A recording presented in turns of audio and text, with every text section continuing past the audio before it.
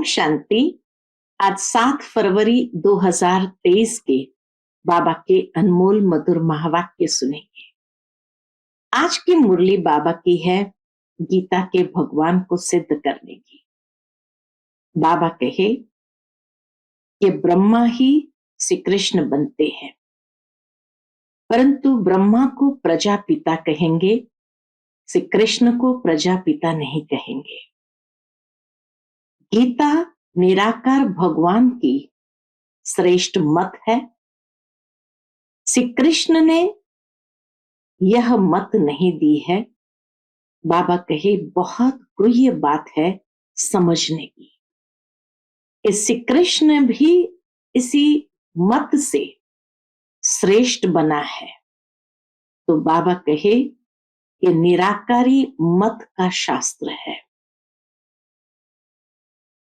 जब बच्चे 20 नाखून का जोर देकर इस बात को सिद्ध करेंगे, तब बाबा कहे सेवा में सफलता होगी। कोई बात को समझाने के लिए, ये गूढ़ बात को स्पष्ट करने के लिए बाबा कहे युक्ति से समझाना है। तो सुनते हैं बाबा के मधुर महावाक्य। ओम शांति। मीठे बच्चे, इस समय तुम्हें निराकारी मत मिल रही है। गीता शास्त्र निराकारी मत का शास्त्र है, साकारी मत का नहीं। यह बात सिद्ध करो। आज की मुरली से प्रश्न है, कौन सी गूढ़ बात बड़ी युक्ति से फर्स्ट क्लास बच्चे ही समझा सकते हैं? उत्तर है, यह ब्रह्मा ही श्री कृष्ण बनते हैं। ब्रह्मा को प्रजापिता कहेंगे, श्री कृष्ण को नहीं। निराकार भगवान ने ब्रह्मा मुख से ब्राह्मण रचे हैं। श्री कृष्ण तो छोटा बच्चा है। गीता का भगवान निराकार परमात्मा है। श्री कृष्ण की आत्मा ने पुरुषार्थ करके ये प्रारब्ध पाई। ये बहुत गूढ़ बात है जो फर्स्ट क्लास बच्चे ही युक्ति से समझा सकते हैं। 20 नाखून का जोर देकर ये बात सिद्ध करो, तब सर्विस की सफलता होगी। आज की मुरली से पहले गीत बजा है, कौन आया मेरे मन के द्वारे, आंख न जाने दिल पहचाने। ओम शांति। बच्चों ने सुना, यह आंख नहीं जान सकती है इसको, भगवान को। यह आंखें श्री कृष्ण को तो जान सकती है, बाकी भगवान को नहीं जान सकती। आत्मा ही परमात्मा को जान सकती है, क्योंकि आत्मा भी सूक्ष्म है, परमात्मा भी सूक्ष्म है। आत्मा मानती है कि हमारा परमपिता परमात्मा निराकार है। निराकार होने कारण, इन आंखों से न देखने कारण इतनी याद नहीं ठहरती।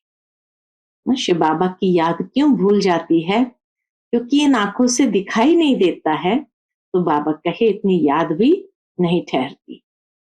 ये निराकार बाप निराकारी बच्चों आत्माओं को कहते हैं, तुमको निराकारी मत मिलती है। गीता शास्त्र है ही निराकारी मत का, साकारी मत का नहीं है। गीता धर्म शास्त्र है ना, इस्लामियों आदि का भी धर्म शास्त्र है। इब्राहिम ने उच्चारा, बुद्ध ने, क्राइस्ट ने उच्चारा, उन्हों के तो चित्र है। गीता जो सर्वशास्त्र में शिरोमणि है, उसके लिए मनुष्य ने श्री कृष्ण का चित्र दिखा दिया, परंतु बाप समझाते हैं ये रॉन्ग है। गीता मैंने उच्चारी, मैंने राजयोग सिखलाया और स्वर्ग की स्थापना की है। मैं हूं निराकार परमपिता परमात्मा। मैं तुम सर्व आत्माओं का बाप, मनुष्य सृष्टि का बीज रूप हूं। मुझे ही वृक्षपति कहा जाता है। श्री कृष्ण को वृक्षपति नहीं कहेंगे। परम पिता परमात्मा ही मनुष्य सृष्टि का बीज रूप क्रिएटर है। श्री कृष्ण को क्रिएटर नहीं कहेंगे। वह तो सिर्फ दैवी गुण वाला मनुष्य है। भगवान है एक। श्री कृष्ण को कोई भी सभी का परमात्मा नहीं कह सकते। बाप कहते हैं, मैं 5000 वर्ष के बाद कल्प के संगम पर आता हूं। मैं सारे सृष्टि का बाप हूं। मुझे ही गॉड फादर कहते हैं। श्री कृष्ण का नाम देने से परम पिता परमात्मा को जान नहीं सकते। इसीलिए मनुष्य राह भटक गए। क्योंकि भगवान को जाना नहीं तो जरूर है देवताओं के चक्र में आ गए। यही बड़ी भारी भूल कर दी है। गीता द्वारा आदि सनातन देवी देवता धर्म मैंने ही स्थापन किया है। मुझे शिव व रुद्र भगवान कहा जाता है और कोई भी सूक्ष्म देवता को व मनुष्य को भगवान नहीं कहा जाता। लक्ष्मी नारायण आदि कोई को भी परमात्मा नहीं कहा जाता है। कहा जाता है परमात्मा एक है। भगवान वाच भी है तो जरूर भगवान आया होगा और आकर के राजयोग सिखाया है। बाप कहते हैं, कल्प पहले भी मैंने तुम बच्चों को कहा था। क्या कहा था? श्री कृष्ण कभी भी बच्चे बच्चे नहीं कह सकते। परमपिता परमात्मा ही सबको बच्चे कहते हैं। कल्प पहले भी मैंने तुम बच्चों को कहा था। क्या कहा था बाबा ने बच्चों को? देही अभिमानी बनो, मुझ निराकार को अपना बाप भगवान समझो। साकारी बाप प्रजापिता ब्रह्मा ठहरा, क्योंकि ब्रह्मा द्वारा ही भगवान ने ब्राह्मण ब्राह्मणियां रचे हैं। श्री कृष्ण प्रजापिता नहीं है। भगवान कहते हैं, मैं ब्रह्मा मुख द्वारा ब्राह्मण ब्राह्मणियां रचता हूं। ये ब्रह्मा ही श्री कृष्ण बनता है। ये कितनी गुह्य बातें हैं। यह समझाने में बड़ी युक्ति चाहिए। फर्स्ट क्लास बच्चियां ही समझा सकेगी। बाप कहते हैं, बहुत अच्छा बच्चा व बच्ची हो जो सिद्ध करे कि गीता का भगवान निराकार परमात्मा है। जिसने गीता रची उसने ही बच्चों को राजयोग सिखाया और स्वर्ग रचा। जरूर ऊंचे ते ऊंचा बाप ही राजयोग सिखाएगा। श्री कृष्ण ने तो प्रालब्ध पाई है। प्रालब्ध देने वाला है परम पिता परमात्मा। श्री कृष्ण है उनका बच्चा। श्री कृष्ण की आत्मा ने पुरुषार्थ किया और प्रालब्ध पाई। पुरुषार्थ कराने वाले को उड़ाकर पुरुषार्थ कर प्रालब्ध पाने वाले का नाम रख गीता को खंडन कर दिया। जिसने पुरुषार्थ कराया उसको उड़ाकर प्रालब्ध पाने वाला उसका नाम रख दिया तो गीता ही खंडन हो गई। सर्विस को बढ़ाने के लिए बच्चों को 20 नाखून का जोर देना चाहिए। गीता किसने उच्चारी? गीता द्वारा कौन सा धर्म किसने स्थापन किया? इसी बात से तुम अच्छी रीति जीत पहन सकते हो। परम पिता परमात्मा द्वारा स्वर्ग के मालिक बनते हैं, न कि श्री कृष्ण द्वारा। तो इस बात पर मेहनत करनी है। सब शास्त्र है गीता के बच्चे, तो बच्चों से कभी वर्षा मिल नहीं सकता। वर्षा तो जरूर बाप ही देंगे।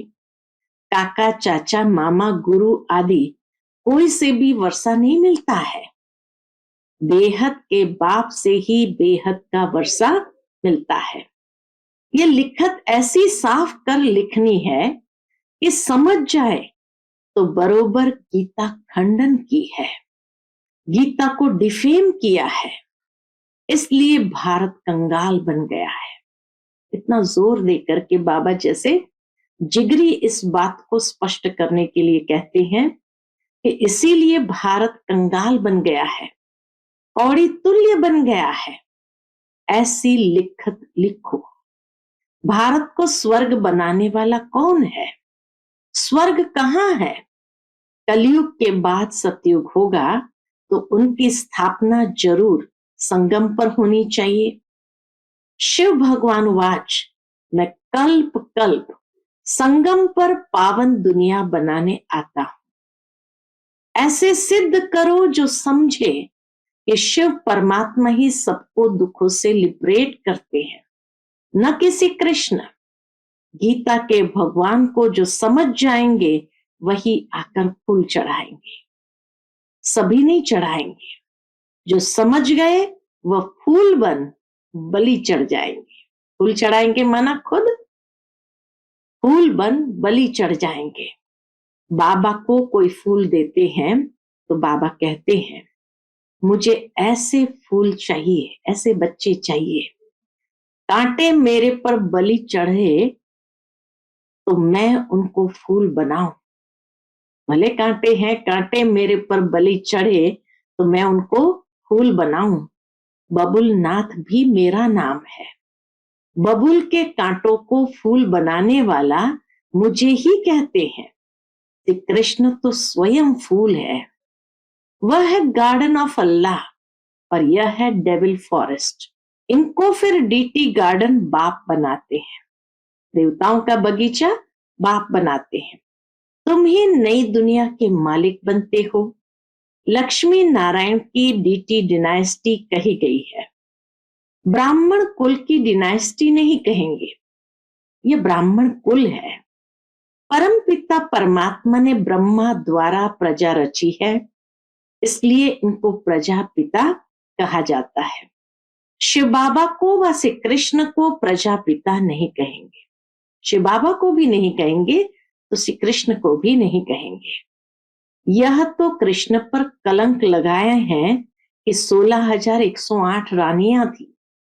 यह तो प्रजापिता ब्रह्मा ने इतने बच्चे और बच्चियां पैदा की है। ज्ञान का सागर है ही एक परम पिता परमात्मा। पाप का दंड धर्मराज देते हैं। प्रेसिडेंट को भी बड़े से बड़ा जज कसम देंगे। राजा से कभी कसम नहीं उठवाया जाता है, क्योंकि उन्हें राजा बनाता है भगवान। वह है अल्पकाल के लिए। यहाँ तो बाप 21 जन्मों के लिए राज्य भाग्य देते हैं। वहां कसम उठाने की बात नहीं है।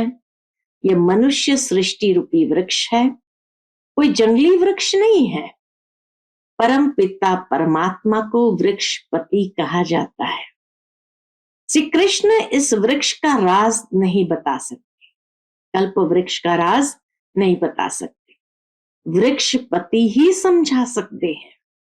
नर से नारायण तो बाप ही बनाएंगे, न किसी कृष्ण। मुख्य धर्म शास्त्र है 4, बाकी सब है दंत कथाएं। पहला पहला धर्म कौन सा स्थापन हुआ और किसके द्वारा? स्वर्ग में था देवी देवता धर्म, तो जरूर वह बाप ही रचेगा। बाप पुरानी दुनिया से लिबरेट करते हैं। क्यों? क्योंकि दुख बहुत है, त्राही त्राही करते हैं।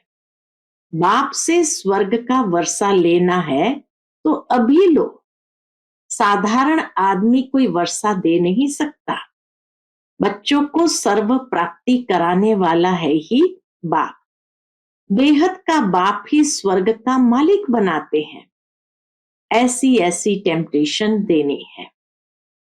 जैसे शिकारी लोग कोई से शिकार कराते हैं तो सारी तैयारी कर शिकार सामने लाकर सिर्फ उनसे शिकार कराते हैं।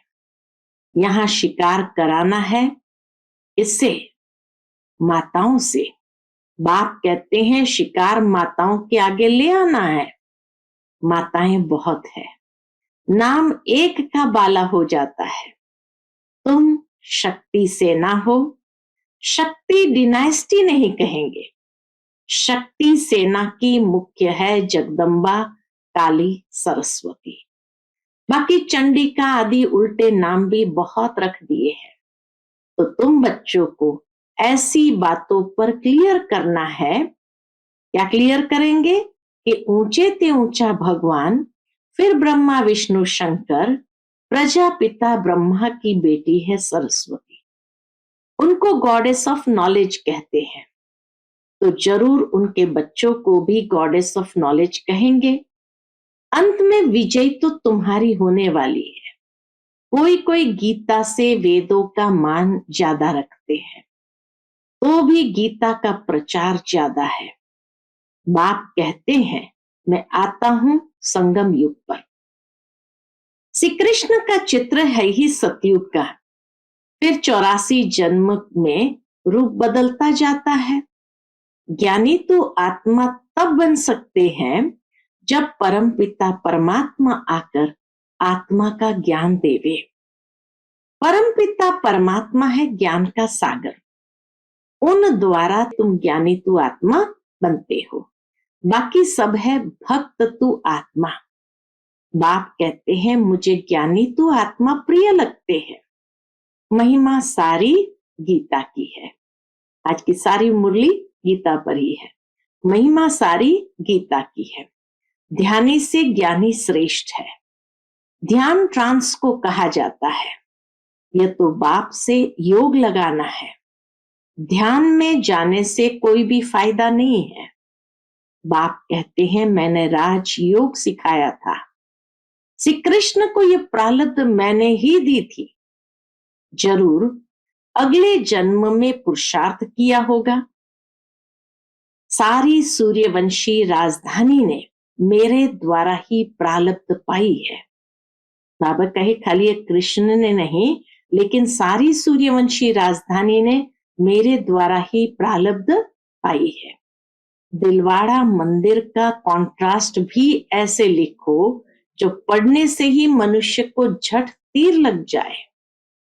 फॉर्म भी भराना है। बेहद का बाप ज्ञान का सागर है, बहुत मीठा है, हमको राजयोग सिखलाता है। उस सतगुरु बिगर है घोर अंधियारा। उस सतगुरु बिगर है घोर अंधियारा। ऐसे बाप की महिमा करने से बुद्धि में लव आएगा। बाबा की जितनी महिमा करेंगे तो बाबा के प्रति हमारा प्यार बढ़ता जाएगा। बाप सन्मुख आकर जन्म दे तब तो लव होगा ना। तुमको जन्म दिया है तब तो लव हुआ है। बाप कहने से ही स्वर्ग याद आता है। बाबा स्वर्ग की स्थापना करते हैं, हम उनसे वर्षा ले रहे हैं। विश्वास करो या ना करो, बेहद का बाप तो सभी का बाप है। उनसे जरूर स्वर्ग का वर्षा मिलेगा। बाप है ही नई दुनिया का रचयिता, तो जरूर नई दुनिया का वर्षा देगा। जब है ही नई दुनिया का रचयिता तो जरूर नई दुनिया का वर्षा देगा। अच्छा, मीठे मीठे सिक्के लदे बच्चों प्रति माता पिता बाप दादा का याद प्यार और गुड मॉर्निंग। रूहानी बाप की रूहानी बच्चों को नमस्ते। हम सब रूहानी बच्चों की रूहानी माता पिता बाप दादा को याद प्यार गुड मॉर्निंग और नमस्ते। नमस्ते, शुक्रिया बाबा, शुक्रिया। आज की मुरली से धारणा के लिए मुख्य सार है।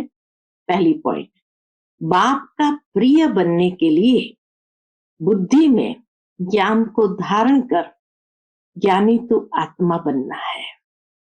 बाप से योग लगाना है, ध्यान की आश नहीं रखनी है।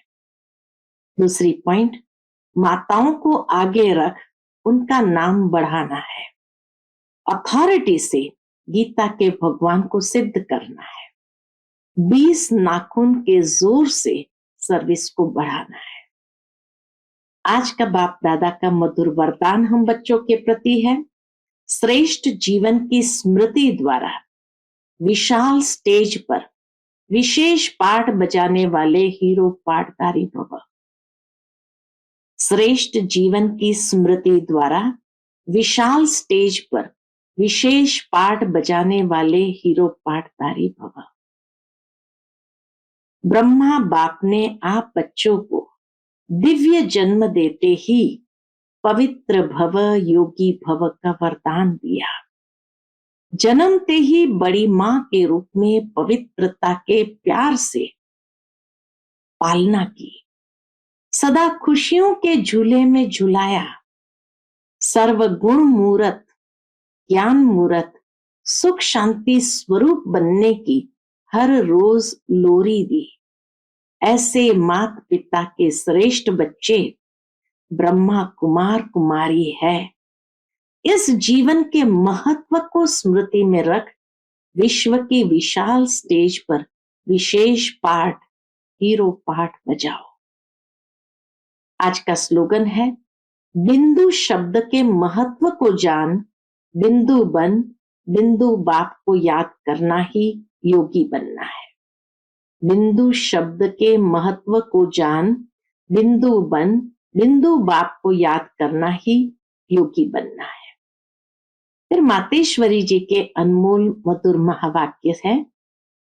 मम्मा ने कहा, पहले पहले यह जानना जरूरी है कि अपना असली लक्ष्य क्या है, वो भी अच्छी तरह से बुद्धि में धारण करना है।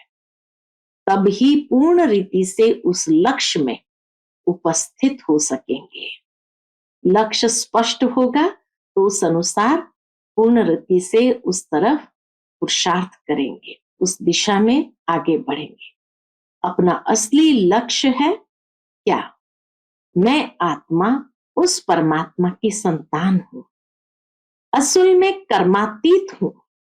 फिर अपने आप को भूलने से कर्म बंधन में आ गई। अब फिर से वो याद आने से, इस ईश्वरीय योग में रहने से अपने किए हुए विकर्म विनाश कर रहे हैं। तो अपना लक्ष्य हुआ, मैं आत्मा परमात्मा की संतान हूं। बाकी कोई अपने को हम सो देवता समझ उस लक्ष्य में स्थित रहेंगे तो फिर जो परमात्मा की शक्ति है वो मिल नहीं सकेगी और न फिर तुम्हारे विकर्म विनाश होंगे। अब यह तो अपने को फुल ज्ञान है, मैं आत्मा परमात्मा की संतान हूं। मैं आत्मा परमात्मा की संतान कर्मातीत हो भविष्य में जाकर जीवन मुक्त देवी देवता पद पाएंगे। इस लक्ष्य में रहने से वह ताकत मिल जाती है। अब यह जो मनुष्य चाहते हैं कि हमको सुख शांति पवित्रता चाहिए, वो भी जब पूर्ण योग होगा तभी प्राप्ति होगी।